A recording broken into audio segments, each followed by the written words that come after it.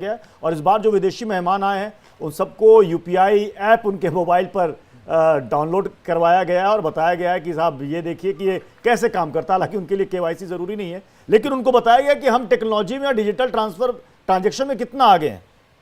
क्या इस पर हम कामयाब हो पाए कि जो अब तक भारत की एक छवि थी, राजीव सर आप भी जानते होंगे कि कोई भी आता था तो वर्ल्ड हेरिटेज, फिर यहाँ के हैंडीक्राफ्ट की बात करता था, यहाँ के कल्चर की बात करता था, लेकिन चंद्रयान 3 के बाद, आदित्य के बाद शायद अब वो परसेप्शन चेंज करके जितने भी वर्ल्ड से मेहमान आए होंगे वो आ रहे होंगे और समझा होगा उन्होंने। हाँ, निश्चित ही। देखिए, क्रिप्टो करेंसी तो बहुत दिन से पूरे दुनिया भर के लिए एक चुनौती है। उसे कैसे रेगुलेट किया जाए और क्या फ्रेमवर्क इसमें लाया जाए। अभी हमारे जो बजट भी लाया गया था देश का, उसमें भी इस पर चर्चा की गई थी। तो इस तरह से इस बात को स्वीकार कर रहे हैं कि एक क्रिप्टो करके, एक ट्रांजेक्शन्स करके एक फिनोमिनन है, एक समस्या है, या इसे कहिए एक चुनौती है। तो उससे अभी तो बहुत ज्यादा समस्या नहीं रहेगी उसका, क्योंकि जिस तरह से क्रैश हुआ है उसका बाजार, फिर भी एक स्थिति है, एक फिनोमिनन को कैसे हैंडल करें। इसके लिए आज देखिए जब प्रेस कॉन्फ्रेंस में इस पर बातचीत हुई कि कैसे इसको रेगुलेट करना है और इसे कैसे आगे ले जाना है। अभी सिद्धांततः समझौता हुआ है कि सारी दुनिया को इसके ऊपर सोचना होगा। यह तो क्रिप्टो की बात हुई। अब दूसरी बात आई, आपने डिजिटल की बात कही, तो देखिए कहा गया है कि 2030 तक ये डिजिटल डिवाइड जो है उसे हाफ किया जाएगा। उसे इतने कम करके आधे तक कम से कम हम ले आने के प्रयास करेंगे।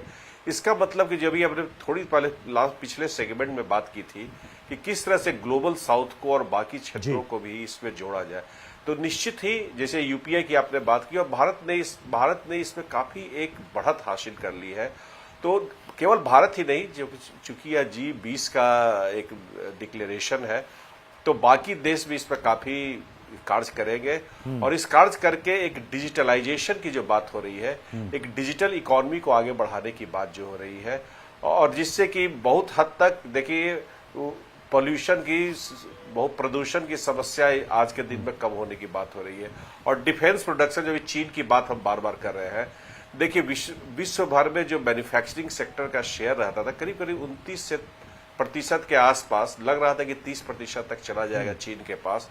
आज के दिन में डिजिटलाइजेशन के चलते एक नई परिभाषा होने लगी है। अमेरिका जिसके पास करीब करीब 8% रहा करता था, वह अपना शेयर 6 से 8% के बीच अपना शेयर बढ़ाने जा रहा है। तो देखिए डिजिटलाइजेशन एक बड़ा ही क्रांति लाने जा रहा है। एक मैन्युफैक्चरिंग सेक्टर में जो डेवलपिंग वर्ल्ड के ऊपर डंप किया जाता था सारी पोल्यूटिंग इंडस्ट्रीज विकसित देशों द्वारा, उसमें भी एक परिवर्तन आएगा, एक नया सोच आएगा। और इस पर देखिए कि एक जो अभी तक कार्बन जो डेटिंग कार्बन पॉलिसी जिसकी बात कर रहे हैं, वो सारा कार्बन जो लो कार्बन, जीरो कार्बन, सारे कार्बन की जो बात हो रही है, उसपे भी एक बहुत बड़ा बदलाव आने के का डिजिटल इकोनॉमिक से है असर पड़ेगा। साथ साथ जो आपने भी बात की चंद्रयान से लेके सब में, भारत ने इस बार देखिए इस बार इनिशिएटिव्स जो लिया है उसमें स्पेस इकोनॉमी को पूरे अपना पटल पर रखा है। G20 का एक वन ऑफ द 4 इनिशिएटिव्स जो उस पर कहे गए हैं। साथ साथ साइंटिफिक एडवाइजर्स की भी एक बैठक इसमें होगी। और जिस चलते जो हमारा विज्ञान है, भारत का विज्ञान है, चाहे वह स्पेस साइंस में है या चाहे कहीं भी हो, वो पूरे देशों के साथ, पूरी दुनिया के साथ किस तरह हम मिलकर इसे आगे बढ़ाए। जहां हम पीछे छूट गए हैं वो बाकी के साथ मिलकर काम करेंगे, जहां हम आगे बढ़ गए हैं वहां भी साथ बाकी लोगों के साथ मिलकर काम करेंगे। इस तरह के सिद्धांत के साथ भारत विश्व कल्याण की तरफ आगे बढ़ेगा। और अभी आपने बड़ा अच्छी बात कही, किसी ने विश्व मित्र की बात कही जा रही है। देखिए विश्व गुरु शब्द जो है बड़ा ही एक जो संस्था है वो जटिल संस्था है, उसे बिना सोचे समझे कई बार हम इस्तेमाल करते हैं और इसमें ज्यादा एक दंभ दिखाता है। दंभ की बात नहीं करके एक मित्रता की बात की जा रही है, सहयोग की बात कही जा रही है, जो पार्टनरशिप की बात कही जा रही है, इंक्लूसिव ग्रोथ की बात कही जा रही है, बैलेंस डेवलपमेंट की बात की जा रही है, सोशल डेवलपमेंट की बात की जा रही है, सस्टेनेबल डेवलपमेंट की। ये सारे के सारे भारत के नेतृत्व में आगे आने वाले समय हो जाएगा। जी ओपी तिवारी सर, आतंकवाद से निपटने पर सहमति, तो आतंकवाद से निपटने के लिए तो हमें अमेरिका का सहयोग चाहिए, हमें रूस का भी सहयोग चाहिए। कि क्या सिर्फ ये बातें मोटे तौर पर सुनने में अच्छी लगती है कि सब जब मिलते हैं एक जगह तो कहते हैं नहीं नहीं आतंकवाद से निपटना है, लेकिन जब जमीन पर चीजें उतरती हैं तो वहां पर स्टैंड अलग होता है। प्रत्युष बिल्कुल आपकी बात से सहमत हूँ। देखिए आतंकवाद का जो करे, पहले ओनली भारत ज़्यादा सफ़र करा था इस आतंकवाद से जी। इसका इशू सबसे पहले अटल बिहारी वाजपेयी जी ने उठाया था, तब इनको समझ में नहीं आता। जब तक अमेरिका के ऊपर खुद असर नहीं पड़ा तब तक ये आतंकवाद की ज़्यादा बात नहीं करते थे। आतंकवाद का 1948 से ही भारत आतंकवाद का असर मतलब सखर घेरता आ रहा, घूमता आ रहा।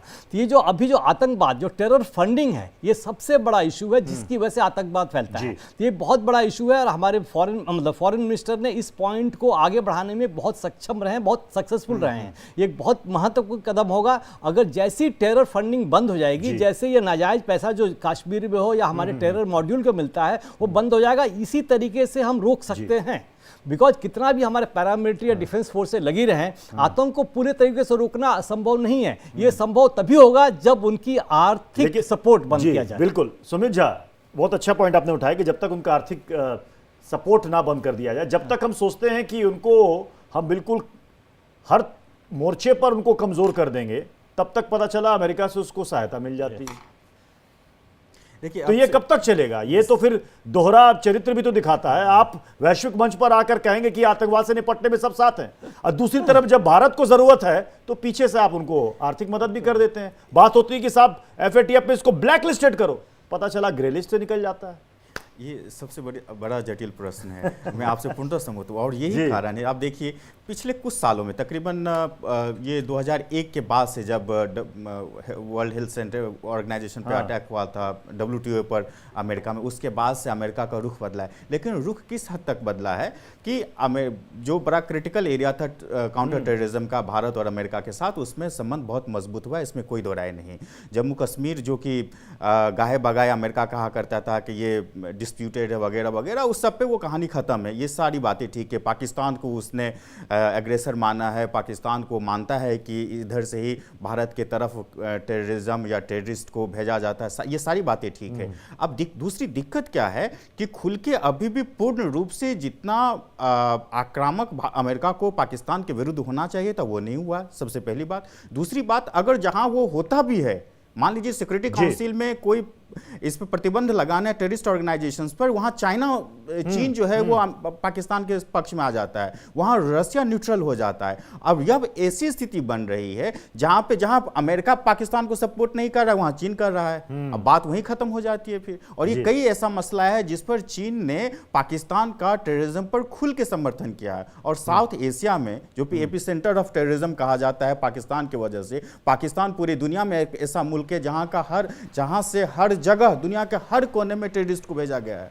ये एक आश्चर्य बात है, लेकिन ये भी एक सच्चाई है। और चीन एक ऐसा मुल्क है जो भी काउंटर टेररिज्म की बात करता है कि कंटेनमेंट ऑफ टेररिज्म होना चाहिए, लेकिन ऐसा कुछ नहीं हो रहा है। ऐसी स्थिति में जब G20 के जो ज्वाइंट स्टेटमेंट है उसमें इस बात का उल्लेख किया जाता है और इसमें किस हद तक काम किया जाएगा, ये एक बड़ी बात है। तो तीसरी सबसे बड़ी बात है, ये भी याद रखिए, आज की तारीख में जितने भी डेवलप्ड कंट्रीज हो या डेवलपिंग कंट्रीज हो, शायद ही कोई ऐसा देश है जो टेररिज्म का एक फॉर्म या दूसरे फॉर्म में उसका विक्टिम न हुआ है। इसके बावजूद अगर कठोर कदम न उठाया जाए, ये बड़ा उम्मीद करते हैं कि ये स्टेटमेंट सिर्फ स्टेटमेंट बनकर ना रह जाए, बल्कि ये स्टेटमेंट जमीन पर, धरातल पर उतरे भी। बहुत बहुत शुक्रिया आप सभी का हमारे साथ इस डिबेट शो में जुड़ने के लिए।